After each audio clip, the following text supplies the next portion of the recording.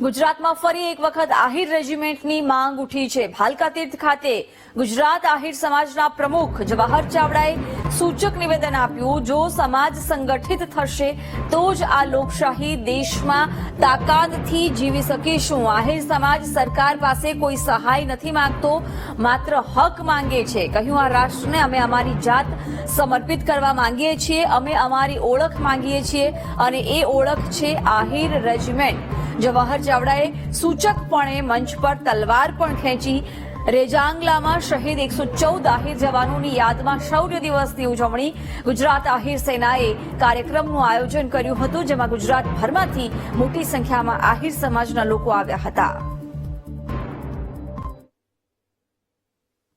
સમાજ સંગઠિત થઈ શકશે તો જ આપણે આ લોકશાહી દેશમાં તાકાતથી જીવી શકશું।